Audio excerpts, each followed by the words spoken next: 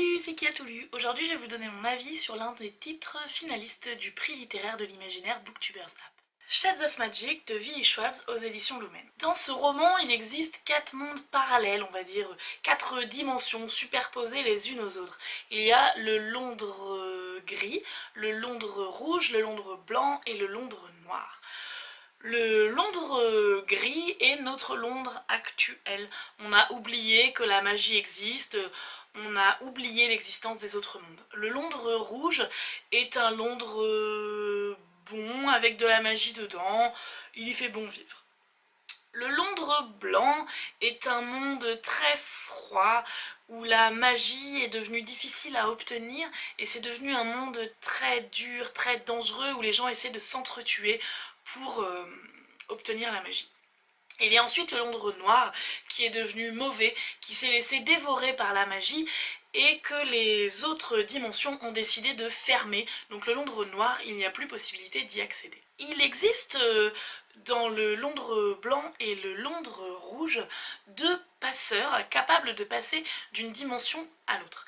Ils font office de messagers royaux. On va suivre Kel, qui est le messager du Londres rouge. Il va récupérer un artefact du Londres noir, on ne sait pas comment, et il va le passer dans le Londres gris.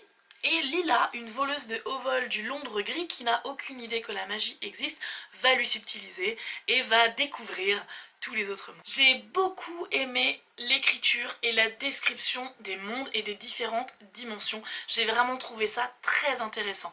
L'autrice arrive vraiment à faire des mondes très différents les uns des autres, très riches, avec des mythologies différentes, presque, des personnages aux personnalités différentes suivant les mondes d'où ils viennent. J'ai vraiment beaucoup aimé et j'ai vraiment envie d'en savoir encore plus dans les tomes suivants. J'ai beaucoup aimé le personnage de Kel, il est vraiment très intéressant, et j'ai bien aimé le personnage de Lila. J'ai bien aimé son évolution, j'ai bien aimé comment elle gère les découvertes, etc. J'ai bien aimé la complicité entre Kel et Lila. Après, j'ai été un peu déçue par la fin. Je m'attendais pas à ce que ça se finisse comme ça, et je sais pas si j'aime en fait, j'avais envie d'une autre fin. Et du coup, j'ai quand même envie de lire le tome 2, mais vu comment ça se finit, je sais pas si je vais autant aimer. En tout cas, c'est encore un titre dont j'avais entendu parler mais qui ne me tentait pas, que j'aurais jamais lu s'il n'avait pas été dans les finalistes du prix littéraire, et je suis plutôt contente de la découverte. Si vous voulez discuter plus avec moi du livre, ou si vous voulez plus d'infos sur un certain aspect que j'ai évoqué, parce que je sais que je suis allée assez vite, que les avis étaient peut-être un peu courts, n'hésitez pas à me demander dans les commentaires, ça me fera plaisir d'en discuter avec vous. Si vous ne connaissez pas encore le prix littéraire de l'imaginaire Booktubers App, je vous mets les infos en dessous de la vidéo, n'hésitez pas à jeter un coup d'œil, et si ça vous intéresse de vous inscrire, il y aura une session pour l'année prochaine, donc vous pouvez suivre tout ça de près.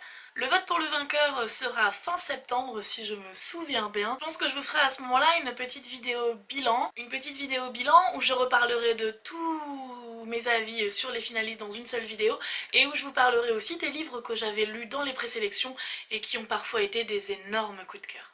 Je vous dis à très bientôt et je vous souhaite de bonnes lectures.